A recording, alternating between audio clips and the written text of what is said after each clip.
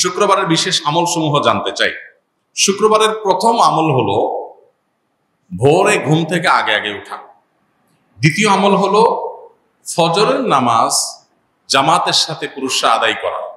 কারণ নবী করিম সাল্লাল্লাহু আলাইহি সাল্লামের একটি হাদিস আছে, তিনি বলেছেন আফদালুস সালাওয়াত সালাতুল ফজর মাআল জামাআতি ইয়াউমাল জুমআ। সবচেয়ে উত্তম নামাজ হলো, যত নামাজ আছে এর মধ্যে সবচেয়ে উত্তম নামাজ হলো জুমার দিনে ফজরের নামাজ পুরুষরা জামাতের সাথে আদায় করা। এটা হলো যত নামাজ আছে এর মধ্যে সবচেয়ে শ্রেষ্ঠ মর্যাদার নামাজ। এর জন্য জুমার দিনের দ্বিতীয় আমল হলো ফজরের নামাজ জুমার দিন আপনার মহল্লার মসজিদে জামাতের সাথে পুরুষরা আদায় করা, মা বোনরা বাসায় আগে আগে আদায় করা। 3 নম্বর আমল হলো জুমার দিনের সবচেয়ে গুরুত্বপূর্ণ আমল, সেটা হলো জুমার দিনে জুমার নামাজ আদায় করা। এটা হলো জুমার দিনের সবচেয়ে ইম্পর্টেন্ট আমল, বাকিগুলা ফরজ না, এটা হলো ফরজ।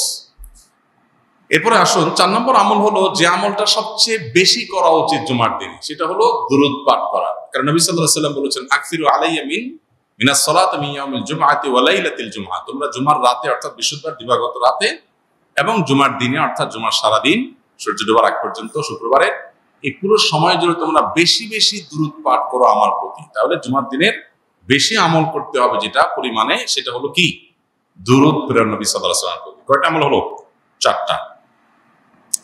এর পাশাপাশি 5 নম্বর আমল হলো জুমার দিনে আপনি গোসল করবেন, পরিচ্ছন্ন হবেন সুন্দর করে। এরপর আরেকটা আমল হলো আপনি উত্তম পোশাক পরিধান করবেন। আরেকটা আমল হলো আপনি সুগন্ধি ব্যবহার করবেন। আরেকটা আমল হলো মিসওয়াক করা জুমার দিন, এটা উত্তম। এবং আরেকটা আমল হলো জুমার দিন আগে আগে মসজিদে আসা। এটা হলো সবচেয়ে ফজিলতপূর্ণ আমল জুমার দিনের, এটাতে সব সবচেয়ে বেশি। জুমার দিন মসজিদে আগে আগে, যে যত আগে আসে তার মর্যাদা আল্লাহর কাছে তত বেশি থাকে। জুমার দিনের আরেকটা আমল হলো পায়ে হেঁটে জুমার নামাজে আসা। যথাসম্ভব বাহন, গাড়ি, রিক্সা ব্যবহার না করা। যদি দূরে যেতে হয় তাহলে গাড়ি পার করে ওখান থেকে পায়ে হেঁটে আসা অন্তত। আর জুমার দিন আরেকটা আমল হলো যে রাস্তায় আসছেন যাওয়ার সময় ভিন্ন রাস্তায় যাবেন, যেটা ঈদের সুন্নত মূলত।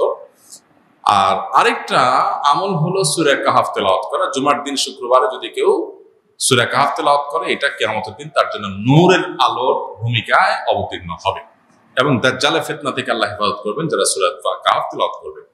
জুমার দিন আরেকটা আমল হলো সূর্য ডোবার আগে দোয়া করা। যে কোনো একটা সময় দোয়া কবুল হয়, তো বেশিরভাগ গবেষকদের মত হলো সেই সময়টা হলো আসরের পর থেকে নিয়ে সূর্য ডোবার আগ পর্যন্ত। এই টাইমটাতে দোয়াতে মাশগুল থাকা দরকার। যার যার জায়গায় আমরা আল্লাহর কাছে দোয়া মাশগুল হবো, দোয়া করবো, এটা গুরুত্বপূর্ণ সময়। আর অনেক আমল আছে, আল্লাহ আমাদেরকে আমলের তৌফিক দান করুন।